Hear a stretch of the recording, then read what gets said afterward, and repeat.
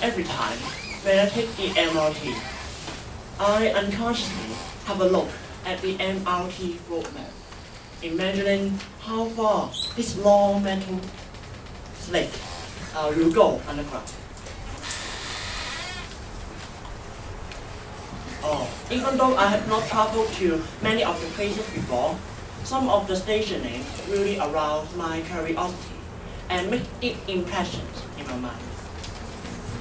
What will the scenery like after I arrive at the new Tang station? Will I see farmers working industriously in a very large field? How about Jimei?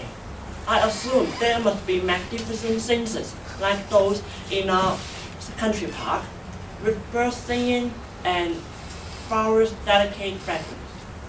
Therefore, as a good NTU student, I have used the most advanced technology available nowadays, Google, to help me deal with these puzzles, which may also answer many people's questions. Let's start with the story of Liu Tang. Long time ago, after the Qing dynasty governed Taiwan, a lot of immigrants from Canton and Fujian settled in Taiwan. And they started to farm new lands and would like to earn a good living, but forgot the fact that in Taiwan also lived its aborigines. Then the newcomers' dream shattered and followed by constant conflict and quarrels between them and the aborigines. Finally, luckily they came up with a brilliant idea, which was to let the newcomers pay the rent to the aborigines in exchange for farming certain places.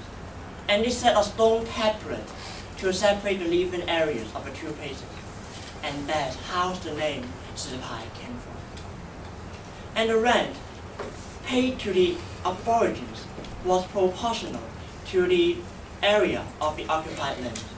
So not only Liu Zhangli, there's a place in Taipei also called San Zhangli. Interesting, huh? Regarding Jimei, I assume it must be to some extent related to the scenes that people see there. Because I have flew back there once before with my friends to throw a barbecue party, and the environment was really green and relaxing. In addition, I also remembered there was a river called Jimei River. So all these stuff combined in my mind to form a beautiful picture of Taipei paradise, Jimei. However, I made a mistake again. Jimei actually means the end of the wooden pipes which were used to water the crops, and people just replaced the original name with the same pronunciations Chinese characters. So Jimei itself has nothing to do with any scenic beauty I found there. And the most amazing mystery comes when I discovered that I actually don't know why Gonghua, my dearest and most familiar station, is called Gonghua. I know, NTU Toastmaster is having their special meeting just next to the Gonghua station. I know many NTU students are wearing their NTU hooded jacket waiting for the MRT. I also know that my bicycle was parked near the third exit of the Gonghua station, waiting me to drive it back to the NTU dormitory. So why on earth isn't it called NTU station, but in that Gonghua? Because there was really one Gonghua, or literally speaking, a government building which was built in the Qing dynasty. At that time, the civil servants worked in the government building in charge of certain businesses, including levying taxes and rent from the farmers. I don't know whether the building has been demolished or just disappears from people's eyes and stands somewhere silently.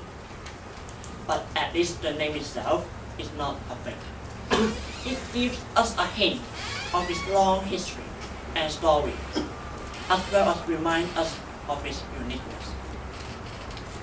A place name can be explained by its origin and development, through which we can find the historical marks left by different people, the Chinese, the Aborigines, or even the Japanese, etc.